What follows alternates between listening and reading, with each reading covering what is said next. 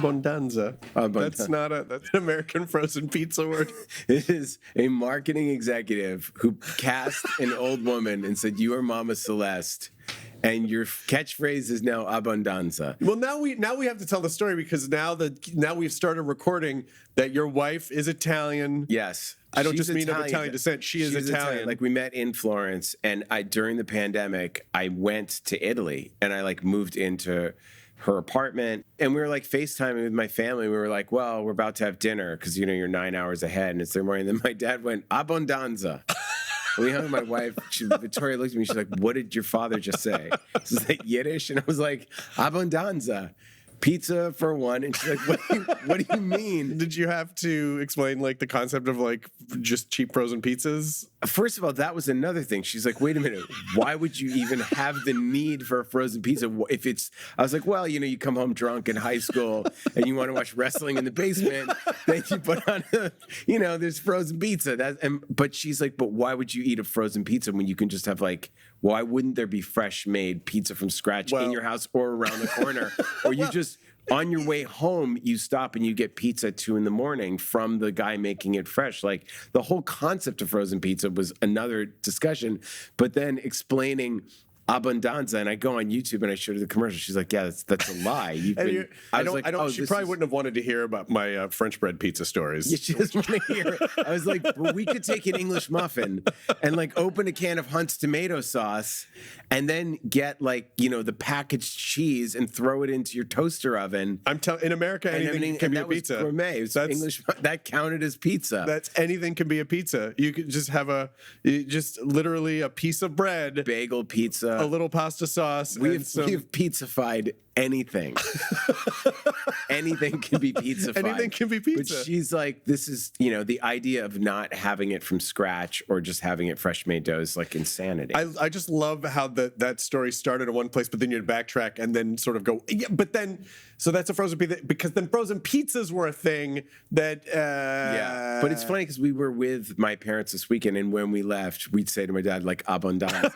That's what we see now. Because now it's a family joke. I love hearing about this because, Eli, I don't know if you know this or not, but you're a character in the pantheon of players in our relationship, in Lydia's and my relationship, yes. Because we were set up on a date by Sean, who's sitting over there, who's done hair and makeup for me for 100 years. And in the late summer of 2014, he was like, "Oh, you should go out with Lydia Hurst." And I'm like, "Okay, I guess I'll just call her." And he goes, "Oh, I already asked her. She said she'd go out with you." And so he literally set us up. Amazing. We went on a couple of dates. It was amazing.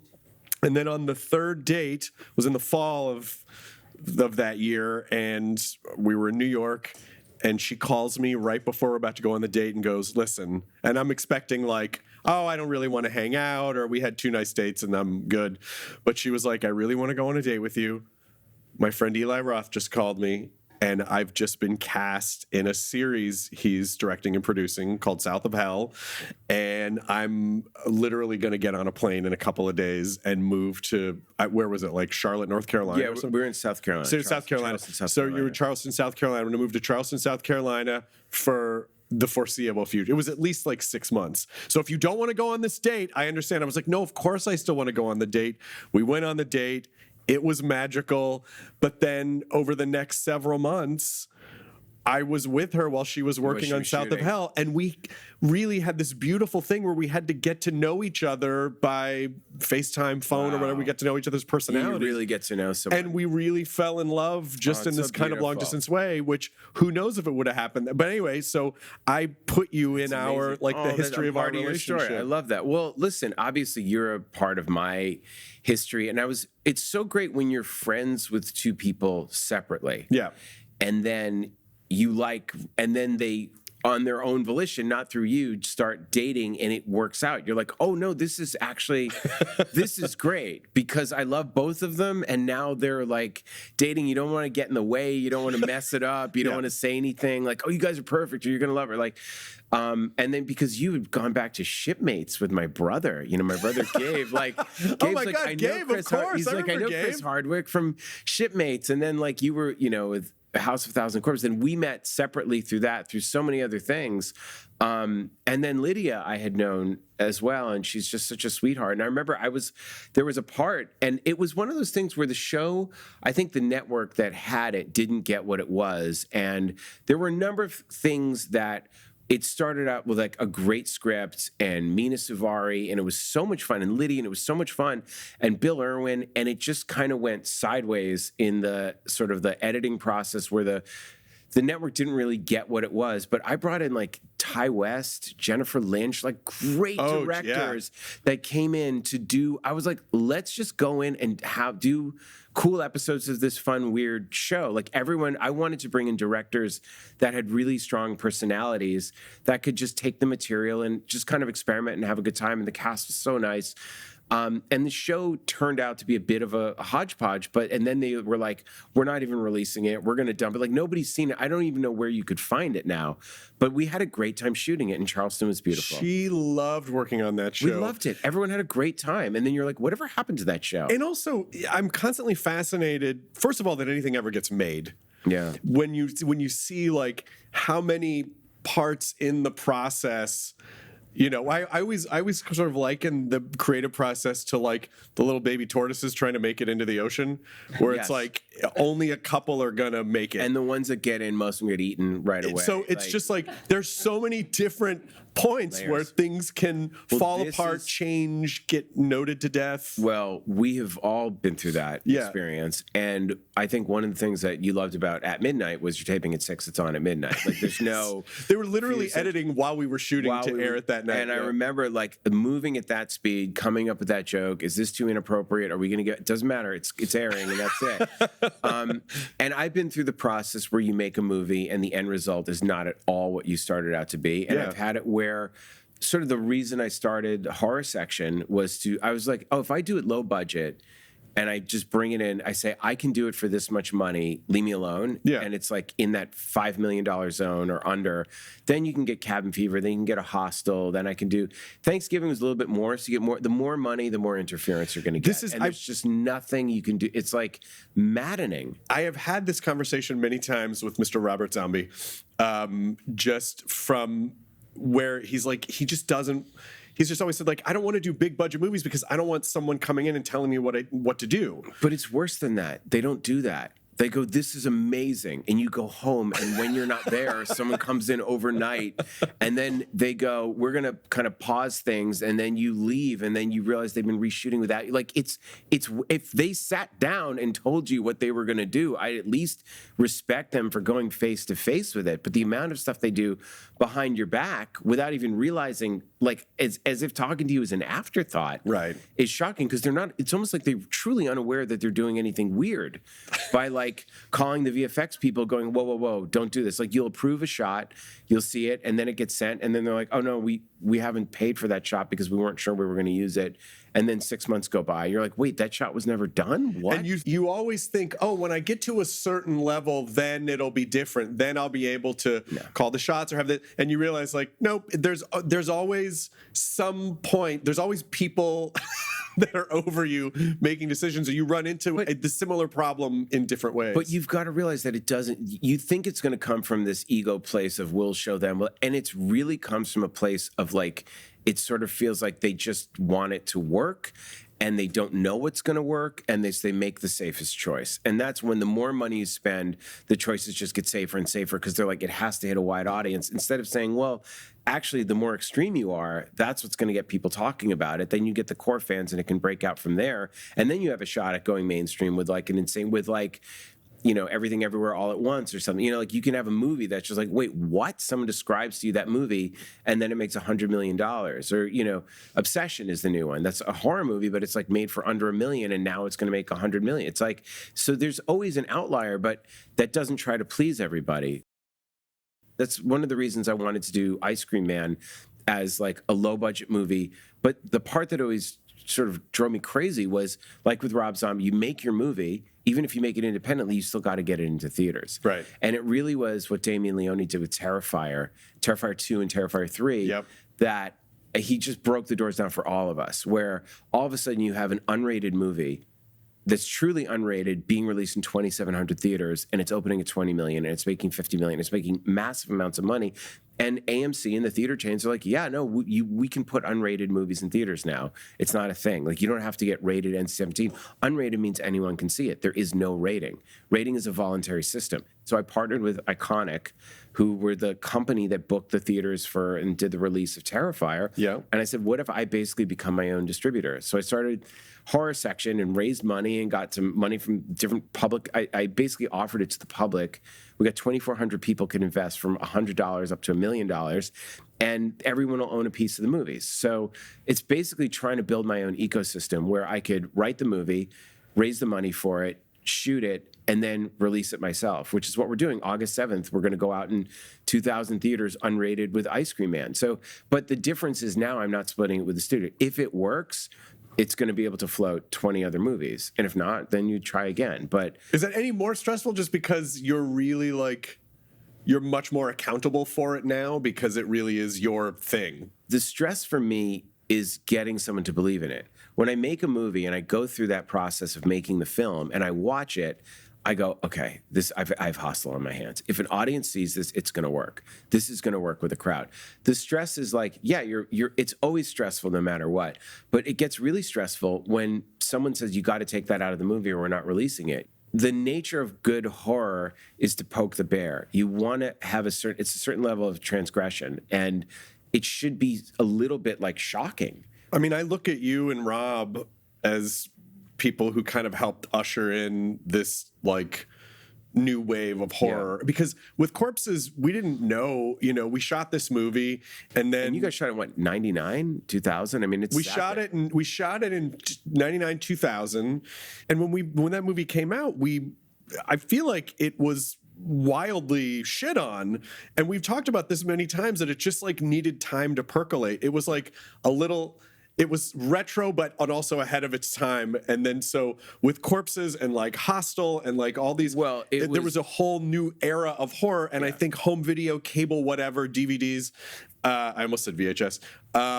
It was VHS. There was still VHS back then.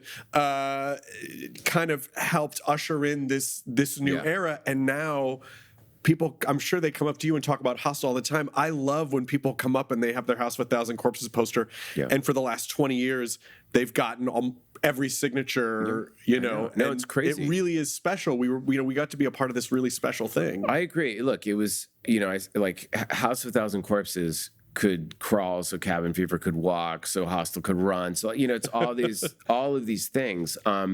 But 2003 was that watershed year, and it was Lionsgate. It was Peter Block, Tom Ortenberg, and Jason Constantine at Lionsgate that said, we want to make horror. They were doing 4 wide releases a year, and I remember it very specifically because Cabin Fever was coming out in September. They'd bought it in 2002 at the Toronto Film Festival, but 2003, they're like, these movies are too violent. They won't make money. They put House of 1,000 Corpses on 800 screens with $1 million P&A, and it made $12 million.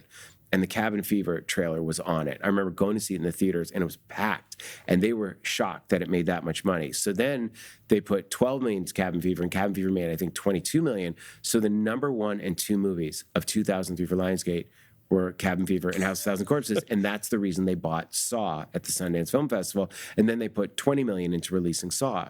So it went House of 1,000 Corpses, and then 28 days later it came out, and then Freddy vs. Jason came out, and then Cabin Fever came out, and then Texas Chainsaw Massacre came out, and then early 2004, Zack Snyder's Dawn of the Dead came out. So suddenly, I was told your movie, I was told with Hostel, it's mathematically impossible for this movie to make more than $12 million because R-rated movies R-rated horror cannot make more than 12. I think Frailty was their highest grossing movie. So, but then it opens at 20, like the culture change. You could feel the shift that it was Rob, myself, Alex Aja, and there was Alan Jones referred to us as the Splat Pack. Like that was what they were calling us. James Wan was Saw, and all of us, we were all friends. We were all like calling each other, like seeing like, haha, I got this in a movie. I got like seeing like everyone's trying to sort of, it's like that friendly competition of like a bleeding competition of who can outdo. It got to the point where before I made Hostel 2, I was on the airplane. I was at the airport, and I called James Wan and Lee Wanell, and I was like, all right, what do you got? Like, we should, before you go make Saw 3 and I do Hostel 2, let's just at least see what body parts. Let's divide up body parts. I'm like, are you doing I was like, are you doing a piercing, a nipple? They're like, yeah, we got a guy with his nipple. You are? Like, yeah, I was like, I was gonna have a nose ring get ripped out. They're like, yeah, we got a guy, his nipple rings get ripped out. They're like, and then he's like, I'm like, are you doing a dick? They're like, no. Are you? I was like, maybe. They're like, okay. I'm like, fully doing close-up graphic of a guy's dick and balls getting cut off with the scissors. They're like, whoa, how are you going to get that by the rangefinder? I'm like, I don't know. They're like, all right, good luck. They're like, are you doing a chest cavity? I was like, I'm staying away from chest cavity. They're like, yeah, great. We have this thing, angel wings. And we sat there and we divided up body parts. I'm like, great, because everyone thinks I directed Saw. They think James directed. Like, we joke all the time about it. Then I went and I saw like Saw 3, and we used the same plastic sheeting for walking. I was like, oh yeah, everyone just goes to the same. And now people come up to me all the time. They're like, man, Saw was amazing. I just go, yeah. It's like people are like, I loved you on Heroes. I'm like, thank you. You're like, American Horror Story, yeah. And Zach will do that. People come up to Zach Quinton. They're like, Inglourious Bastards. He's like, yeah, like, but we've all like, everyone's friends, and we just like laugh about it. I mean, there's definitely like to me, it just sort of sounds like a Friends style sitcom where all the horror directors are just meeting at Central Perk to go over like what their gags are. We did. We got to that point because we were like, we love each other's movies and we're excited. And I don't want the movie spoiled for me, but at the same time, I was like, there's other body parts. Like I can come, like we're all like smart enough to come up with another gag. Our movies are so confused. At the time, they were like so compared and confused anyways. They're like, oh, Saw, Hostel, it's all one movie. It's just people getting cut up and tortured. So we're like, okay, at least on our end, we should try and, make them a little bit more distinct. I'm a huge horror fan, and Lydia is a way bigger horror fan. Yeah. She knows like, she'll say like, oh no, that's more Swedish horror, and she'll explain why, or this is more this, or this is more that. Loves it. Horror is not. It's sort of like, it's like music. It's like it's not all one thing. There's a lot of subcategories of horror. But is this community, like when horror fans find each other and knowing that the horror directors kind of get together and... Well, that was the coolest thing when you were like a kid, and I remember reading Fangoria, and you're like, wait, Joe Dante is friends with the guy who made Gremlins, is friends with the guy who made American Werewolf in London, and they're friends with the guy who made Jaws, who's friends with, like that they were all friends. And these friends with Tobe Hooper, I thought was the coolest thing.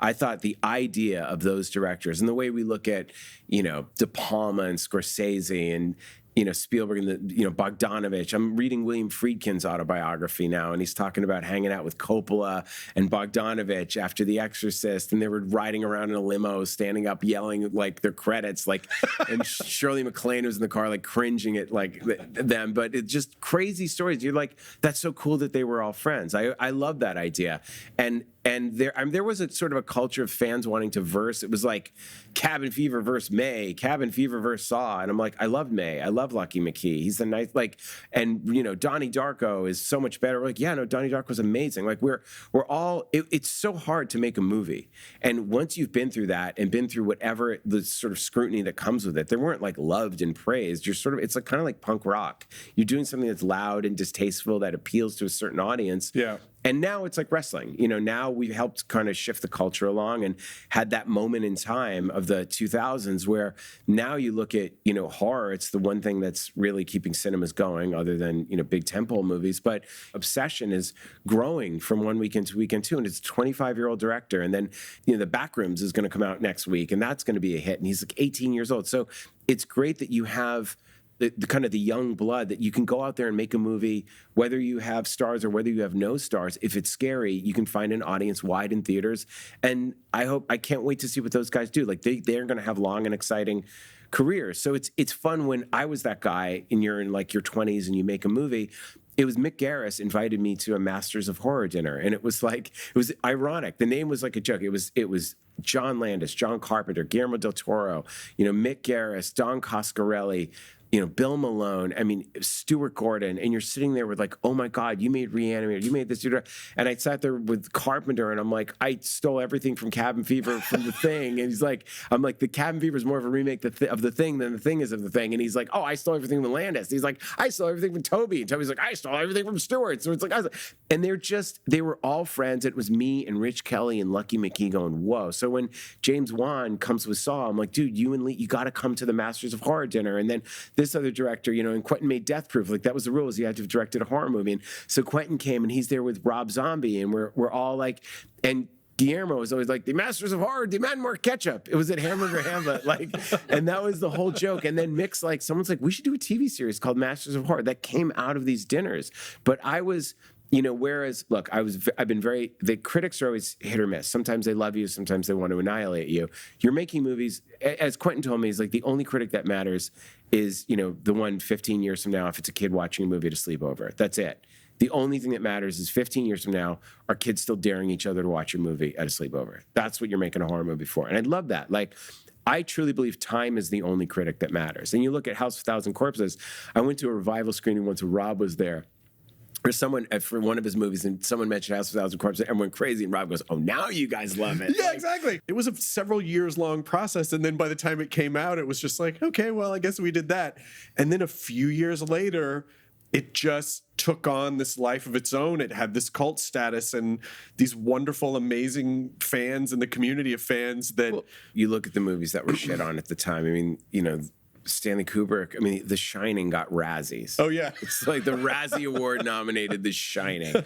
And, again, speaking of Friedkin, Cruising, A Sorcerer, completely forgotten about. What an amazing film. One of the best movies ever made.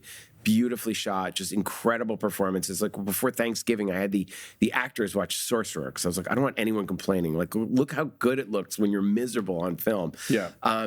And then Cruising is one of my favorites. Like, it's really like a giallo. It's such an incredible film.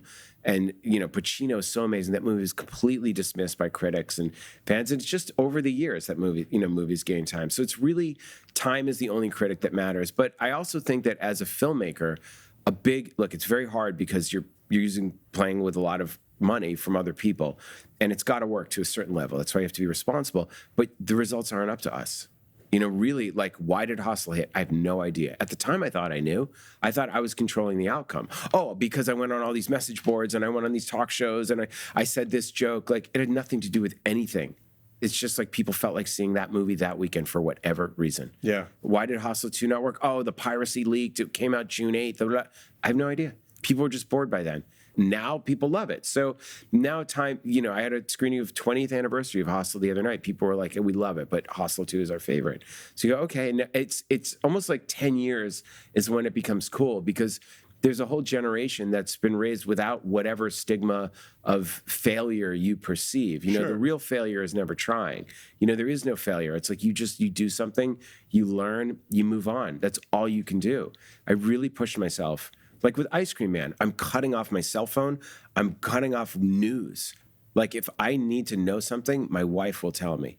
I'm cutting off everything, and I'm going to 100% lock in on this movie and do the best movie I can. I'm shooting with 100 children in a field, like we're shooting at this school in a playground with 100 kids in a heat wave. I mean, they literally have like axes and they're chopping up teachers playing tetherball with a head. It's complete. It's like the kid apocalypse. It's like total insanity. I've never shot a scene this and people are going, can you pull this off? I have like kid actors in the lead who are amazing, and I don't want kid acting. I'd rather have it be like Bad News Bears or the Amblin movies where the kids are real, the kids swear. And by the way, watching children swear, they were so happy. They're like, finally I can talk like this in a movie. Like they're so used to those are kind of the movies that we grew up watching, that era of movie where like Bad News Bears, these kids say like, I mean, there's lines in Bad News Bears you watch, you're like, whoa. And the practical effects of, obviously, like I'm not, I think CG is amazing and has its place, and there's a lot of amazing CG artists. It's just really fun to see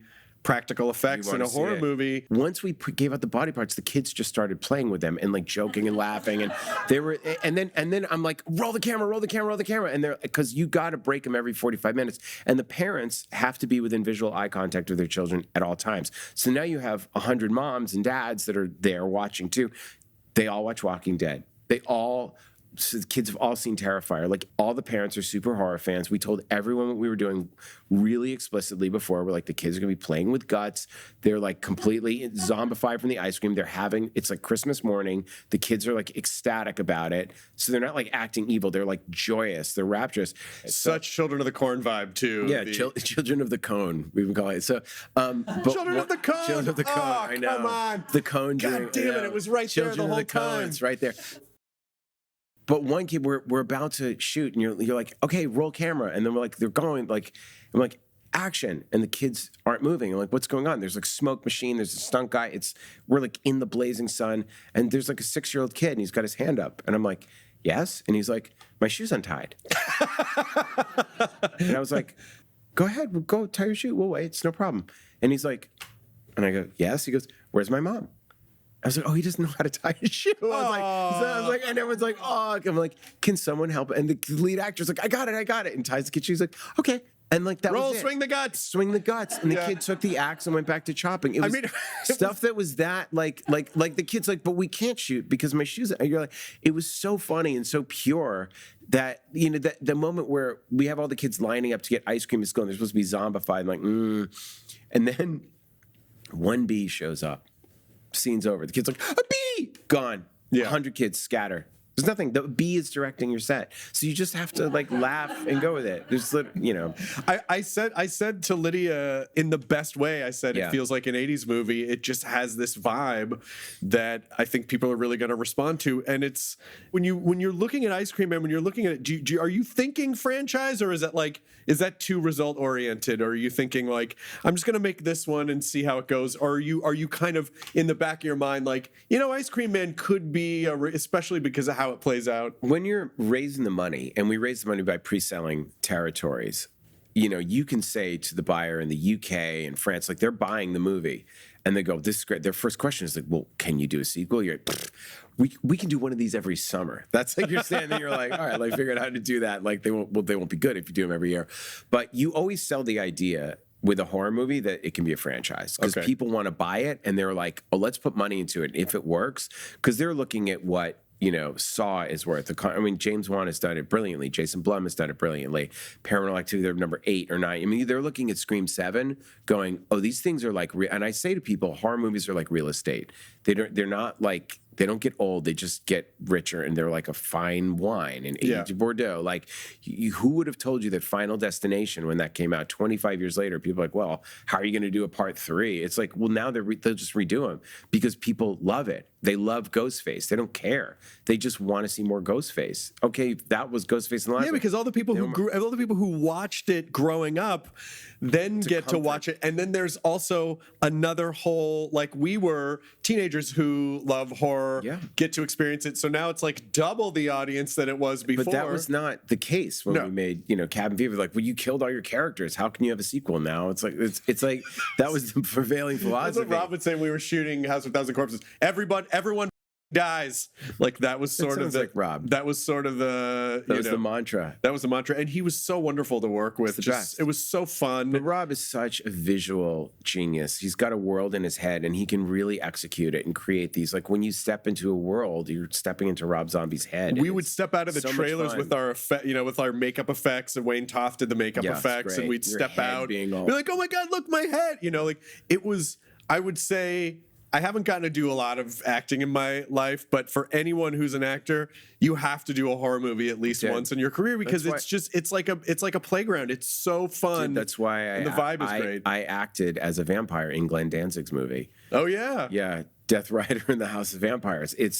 It was so much fun. He's like, man, you got to play a vampire. I'm like, okay. And he's like, you know, now you're going to be pouring the silver down, you know, Duke Wayne's throat, and you're like watching him melt. And it was really funny. And I remember like saying, you know, he's like, oh, now it's going to take an hour for him to do the makeup. I'm like, well, you can turn around the camera and shoot my reaction. He's like, really? I'm like, what about the lights? I'm like, we can reposition the lights. He's like, oh, cool. And so then I was like, I'll just act like he's melting. And Glenn's like, man, you're a really good actor. I'm like, get him, dude. Like, it was so fun. He's like, and Glenn's like, you know what? Every time I see a vampire movie, you got to wait. I don't want to wait. The movie starts vampire. And because so in my movie, everybody's a vampire except for that one guy who's not. So like, I just want vampires because like I don't want to have to wait to get.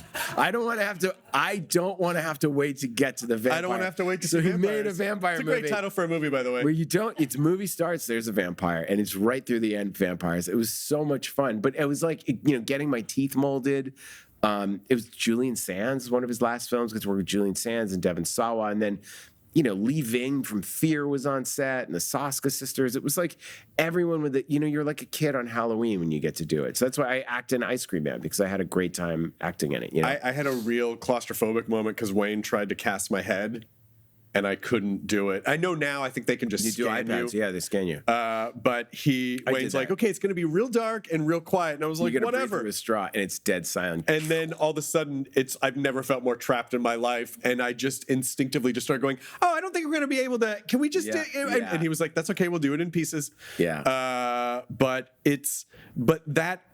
that kind of vibe, that sort of clubhouse vibe, it just has such a great. It's just one of the reasons why I love horror and why I'm so forgiving as a horror fan, because I know it's very hard to make a movie, and also you just watch stuff and go, they must have had a blast doing this. You know, things don't, like you said, even a director at your level, things don't always turn out the way you envision they're going to. But there's a lot of things that can hang up the process. But I just, horror in particular, I see as like a group of like-minded people came together to do just something weird and silly and fun and entertaining. And that doesn't, but there is a thing where you're like, it's got to be great. Like I feel like I have respect for people's time and money in that it can't just be like Eli having fun with his friends. It is that, but you got to be like, this has to be worthwhile. Like people have to, what you're giving people is a memory that they will never forget. You want to give them the greatest night of their life. That's my goal every time. Is that I remember seeing Aliens in the theater and that thrill. I remember seeing Silent Night, Deadly Night in the theater. That you can pirate the movie, but you can't pirate that adrenaline rush. Right. That experience. The kids that saw Obsession this weekend will never forget it. That you can watch the movie, but that experience of discovering something new in a theater with your friends, not knowing, and all seeing it for the first time, and everybody screaming for the first time, you can't replicate that. It's like you become an adrenaline junkie. And to get that fix, you have to see it with a great horror movie in a theater. That's why Lydia loves to work with Screamfest every year, because it's like getting to see all these new films and directors and experience them together and get to see the cast and the director get up and go, hey, here's how we navigated this and made this. It's really fun. It's great. Like you're giving people, and I feel like people trust me enough to know that like if I'm giving them something and going, okay, this is going to be nuts, like they're going to get something from me they can't get anywhere else. It's not going to be the same. And horror is very personal. You know what? Like, Kane Parsons makes for Backrooms is his obsession. What Curry Barker makes for Obsession, that's his obsession. Those are the things that scare him. What Rob makes when he does his world, that's what he's obsessed with. It's like what David Lynch does, used to do. Is those are things he's fixated on. And what I do, I think I'm the only one that can do it. It doesn't mean it's better or worse. It just means like I'm the only one that's going to be willing to go there. I love that feeling of people going, I can't believe what I'm watching. That's the most thing. Like people are like, and did a 15-year-old direct this? Like, I love movies that live in that. Doesn't mean every movie can be that, but that's why with Ice Cream Man for 20 years, people are like, you can't make this movie. You can't ask children to do this stuff. We'll cut to, I'm on set, and I was like, okay, how about like the kids kids who haven't eaten the ice cream are trying to escape. They round the corner, and there's like two children, and they're playing the game. But like, what if they were just playing Operation on a dead janitor? Like the game Operation, but like on a human. I also think it's interesting that being a new-ish parent. Yeah, new parent. I was a new parent. I had a newborn when we shot. So, I watch horror now with a much different perspective now that, our daughter's 4.5 or whatever. There is that kind of jokey thing where you do feel like they're almost trying to kill you a lot of the time, either through stress because they're climbing on stuff, or I'll just be sitting there, she'll just randomly jump on my head. I'm like, and I'm fragile. So, it's like you kind of have to survive in that sense, the kind of playfully survive parenthood. Well, there's definitely, look, obviously, cabin fever is like that feeling of being youthful and your flesh, that your body betrays you. That no matter how healthy you are, you don't smoke, you do everything right, you study, you do well, some bacteria can get in you and just eat you from the inside. Yeah. Hostel is this feeling of like wanting adventure, but then going too far and realizing that you are someone else's entertainment. That thing of like wandering far off the path, but then you're now suddenly trapped in a foreign country and someone has complete agency over your body and like chopping you up as their entertainment. Knock Knock is like fears of marriage and like fears of like, how do you stay faithful? Like, are you going to get bored? Are you going to want to cheat one day? Like all of that when I was engaged, when I made Knock Knock. So all these things come from a very real place. And with Ice Cream Man, I had the idea after Cabin Fever. I actually wrote the script with my friend Noah Belson, and we were going to make it. I mean, he was like, then the school blows up. I was like, we're trying to do this for $1 million. Like, it was too difficult to figure out how to do. I didn't really have the skills to pull it off. But it was that thing of like, what if an ice cream man came into town and we trust ice cream men. We just trust them. And kids run up and just eat their ice cream. What if they gave the kids something that activated them with the, whatever the ice cream music was? It's Pied Piper. That's what I wanted to do, was a Pied Piper story. That's what Lydia called out when we watched. She was like, it's Pied Piper. It is. Well, one of the characters is named Piper. Oh, I didn't even. Oh, man. See that? You didn't get that? You didn't get the teacher was named Mr. Hamlin? See, I need it's not that I need a director commentary. I literally need the director to tell me. Is that the other science teacher's name, Mr. Browning? Ah, come who wrote on. the story, The Pied Piper of Hamelin. Come on. So it's not like it's very much, and that's one of those stories that isn't true. No, I don't think that's like the most successful fairy tale of all time for a reason. There's something, it's something very disturbing that it taps into a fear that no matter what we do as parents, you cannot protect your children from the world.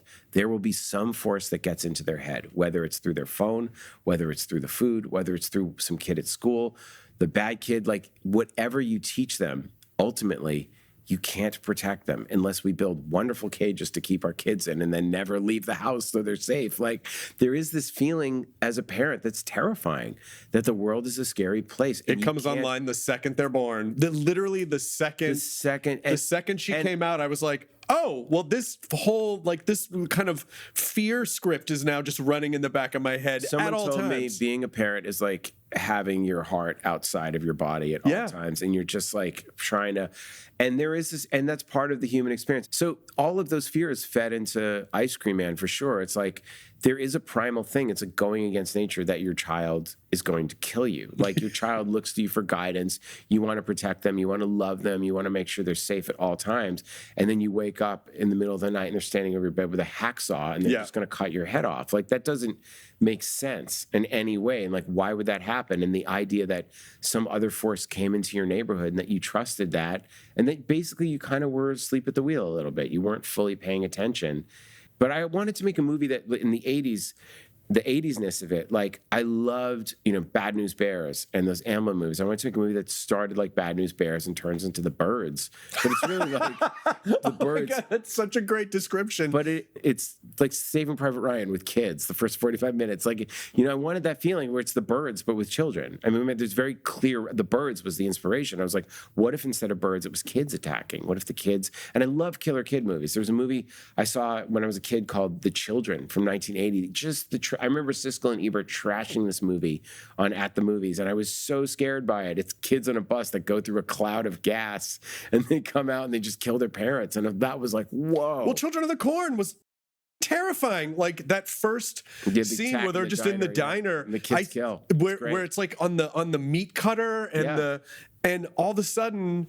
It's just like flipping that idea of something that like, oh, they're kids, they're fine, that's safe, they're fine. And then all of a sudden being terrified of these little beings. And kids love, I was a camp counselor for 3 summers where I was in charge of a gang of 35 or to 40, 10, 11-year-old boys. And they would do anything. They were so funny and they were hilarious. But when it was haunted house stuff or pretending like kids being monsters, when you put the makeup on these kids, you didn't have to tell them what to do. They got it. The kids love scary stuff. Because they love to pretend. They love to play. It's like being a parent of a 4.5-year-old and watching her imagination and just trying to figure out like, well, everyone has this, and a lot of people, it just gets squashed out of them at some point. So how do we just yes-and this and foster this as much as possible so that she doesn't loses as little of it as possible to like take into adulthood, because it's such a wonderful time in our lives. I have that now with my daughter where she's walking now and saying words, and that's all you want to do is watch her. And like, she gets so excited by the wind. Like just the concept of wind, and her word is day. So like we're walking and the wind blows, and like taking the hair, and she just will start laughing at just this idea that this thing blows your hair. It's the fun, because like, that's the craziest thing in her life she's ever seen. It's literally the craziest thing she's ever experienced, and it's so beautiful that to actually be present and to watch that and to receive. And I think that, look, I think as you get older, everything is about when you're younger, you're like, I got to get this. I got to make my future. I'm thinking about the future. I got to make money. I got to be da, da, da, da.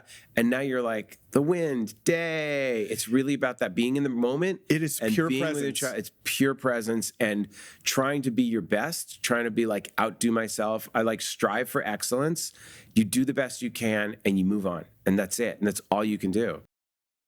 I don't want to be the parent who's like, no, dad's busy. No. It's like, if she want to be present. wants my attention, I want to be able to give it to her because I want her to know, yeah, you can come to us if you want to talk or play or hang out or whatever. And we're not going to be like, hey, we're busy. Like, we don't want to be those parents. So finding ways to wrap, the stuff that you do around that schedule. Also, I have like severed heads and limbs and stuff in my office. Like, she loves coming into Dad's office because it's like I put on the different masks. Like, I'll pick up like a severed head and she's like laughing, and I'll do voices like different characters. I mean, it's her favorite thing, doing puppet shows. We can never figure out if someday like all the horror stuff, if she's gonna think it's awesome or be like, ugh, it's so not cool. My to be the lamest thing. She'd be like, oh my gosh. But it is so fun. There's no way when she's older she's not going to love Horror Nights at Universal or Not Scary Farm or like, she's Italian. Her mom's Italian. So we always joke that like by the time she's 12,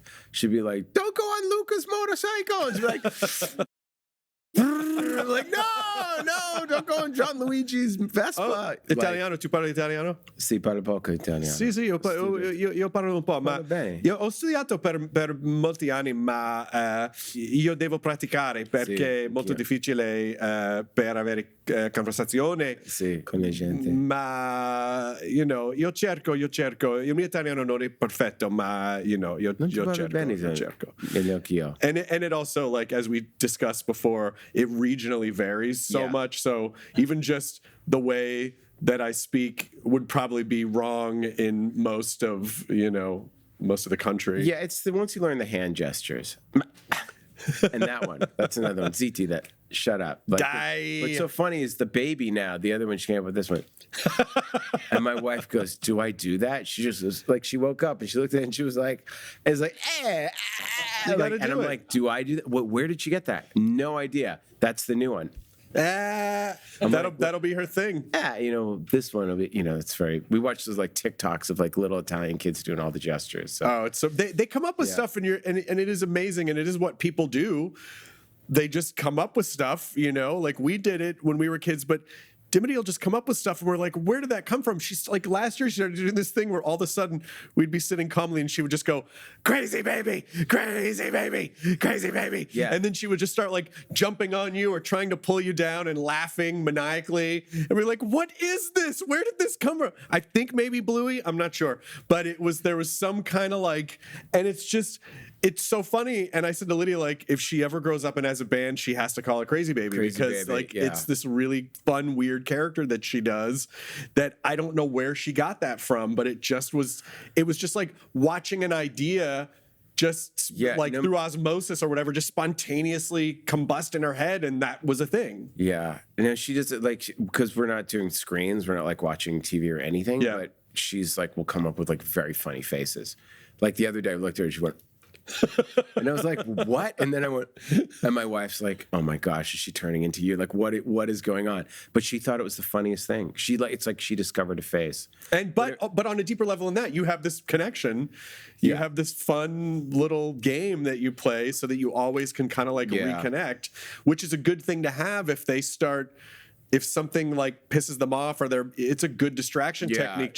I go back to and then it just immediately kind of a lot of we have our own language, just our own nonsense language. It's the best. It's the best kind of exhaustion. So it's so funny because she'll be like sitting on my lap while I'm like with my editor and like watching a scene of like children hacking people up hacking up their teachers with axes and hacksaws, and then she'll be like laughing and pointing at it. I mean, I try not to like let her watch that kind of stuff, but she can't help it. Like, this is what daddy does, Yeah, I mean, listen, it definitely, I love how like Simpsons Halloween special it feels. Just has such a... Oh, that's great. Thank you. Yeah. Ice Cream Man, yeah. It just has such a fun vibe. It's fun. It's not like a dark, oppressive horror movie. It's just Looney Tunes. Yeah. It's almost like a live action cartoon. Well, and even to hear you say that... Because there's cartoons. There is a cartoon element. There's a very visual cartoon element that I don't want to spoil, but it No, definitely. there's things that I did that you could only do in a cartoon or see in a Yes. cartoon. But that's what the kids would do,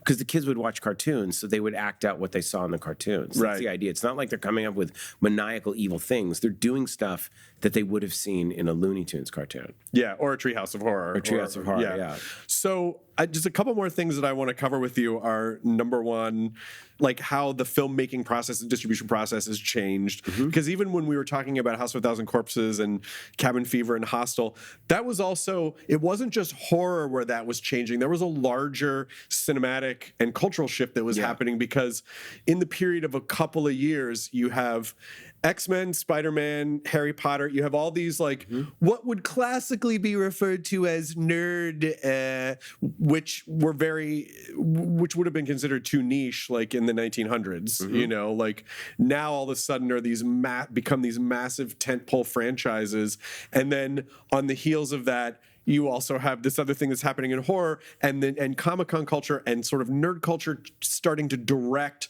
pop culture in a way that it hadn't really before. That's exactly, and you were a major part of that. You were like the conductor of a lot of that. I mean, there were so many wonderful people involved in that. I was just, but you also had a great, fresh perspective on it, and you could. I think what happened was the people of our generation that grew up in the '80s with all this stuff. Yes. Now we've finally gotten to positions where we could make it, and where they sort of trained younger generations. Now everybody just. It's sort of like the way wrestling went mainstream or heavy metal music went mainstream. They realized that so much money could be made from it, because it's not like we grew out of it. We grew up with it. It's like video games. Yeah. You know, we didn't grow out of video games. Video games just grew with us and got more complex. Yeah. And that's what happened with movies. And that's where suddenly you had directors like Bryan Singer making that first X-Men. That was like a revelation, where people were going, oh my God, this is someone who took it seriously. And Chris Nolan is making Dark Knight. It's like, oh, he grew up with Batman, but this isn't like an Adam West Batman, nor is it Tim Burton. This is another thing. Yeah. So you had people that got into positions that grew up with this stuff, that were kind of, you know, serious filmmakers that were taking on comic movies in the way you had Stanley Kubrick making The Shining or Philip Kaufman making Invasion of the Body Snatchers. At the same time, there was the whole new wave of the young directors, myself, Alex Aja, James Wan, and Rob, that were making these kind of really out there horror movies, but the studios would release them because they had the backstop of DVD. When Cabin Fever sold 1 million or 1.5 million DVDs. Like, just for perspective, if you sell 5,000 DVDs today, that's insane. Yeah. 3,000 is a very good number. Back then, they were selling 1 million. So the studios were like, oh, we put it in theaters. Whatever it makes in the theater, it's just going to make it, it's just an ad for the DVD, because every Tuesday, people would spend $15 a movie at Walmart. Now, streaming killed all of that. So you don't have that anymore, because now people just pay, you know, $15 a month to Netflix or $20 a month to HBO, and that's where they get all their movies. They're not buying individual movies unless they're renting them. So it's, or the collectors that are getting the special editions. So that whole economy and industry was being driven by DVD sales and then cable sales, and it all went away with streaming. We gave away everything. Lydia is an avid DVD collector, and Dimity knows how to take a DVD out of the case, put it in the DVD player. Well, you can't find a lot of it. and And play also, it. your stuff won't get memory hold. I mean, that's the whole thing, is no one thought that would happen, is that once something's taken offline, it's gone. So you need to buy the physical media. Well, she's always saying, like, you know, we don't really own anything, because she's like, I know I've bought stuff before on whatever platform, and then you go back and it's gone. It's like, oh, the licensing deal expired or whatever, it changed. And so she's very like, yeah, you buy. I want to own. And now there's 4K, which I've really gotten into. 4K is beautiful new transfers from the original negative. So there's always another way to make money off of it. Like, the 4Ks are incredible. I'm a big believer in that. But yeah, it was this incredible moment in culture where the stuff was making money, but then it shifted. Now it's YouTube, now it's TikTok, it's social media, it's influencers. It's like where the money was being spent changed. It was all going into the movie industry. It was the center of culture, and the center of culture moved. Back then, 20 years ago, you were making so much more money. But now that system doesn't exist. So what do creators do now? Is it a dumb question to ask? Like, oh, is it like the early days of film where? That's why I'm releasing my own movie, so I can own it. You build your own library, and obviously not everyone can do that, but it's hard. I mean, you got to find other ways to make your money. Because there are so many amazing, you know, you talk about the young directors that are making these amazing, exciting films, and I know that, like, there are so many incredible effects people, directors, Yes. you know, like on social media who grew up Yep. with it, just, you know, posting really cool stuff. So I'm sure people ask you all the time, like, what is a young creator supposed to do? You gotta go out and make your own movie. I mean, if you've done Back Rooms, it became a thing on YouTube, and then someone gave him money to make the movie because he built an audience for it. But I'm putting out this movie in October 30th, Stiletto. Stiletto, this girl Gigi Gustin, she was working as a dancer, like exotic dancer, pole dancing. And she wanted to write a slasher film set in a strip club because she was like, it's the craziest thing. Night after night, you're fully nude. These guys come in and they're all looking at you, and any one of them could be a serial killer, and you have to like dance for them. It's terrifying. She's like, and she loves Thanksgiving. So she's like, I wanted to make a movie like Thanksgiving where there's a mass killer killing people, killing the strippers and taking a shoe. So she called it Stiletto. So she wrote it, and her boyfriend at the time, Sam Gonzalez, directed it, and Gigi paid for it, like by dancing. And she stars in it, and it's incredible. And Horror Section's going to put it Horror out. Section's going to release it. And I was like, this is so good. Stiletto is so good and so original, and the ending is so fantastic that I was like, this should be in theaters. Let's put it out there. Why not?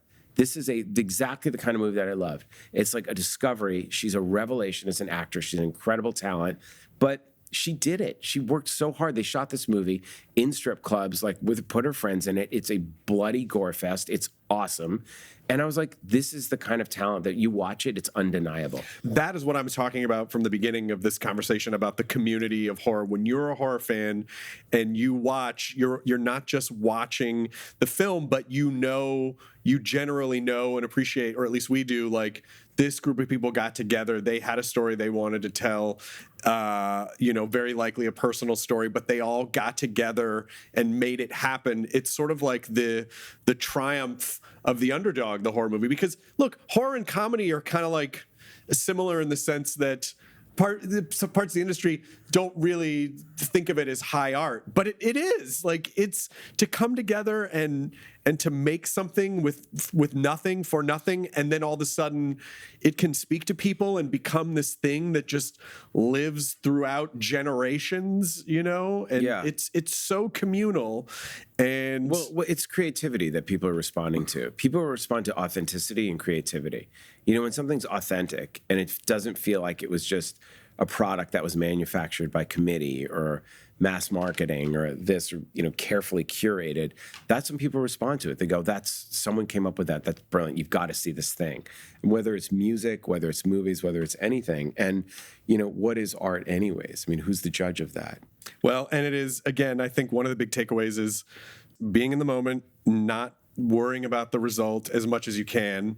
Yeah. And just making things that are meaningful to you and kind of exploring those different sides of yourself. Find other people, like-minded people. Maybe you go, oh, I saw this guy on TikTok who does effects, and I saw this other person who's an editor.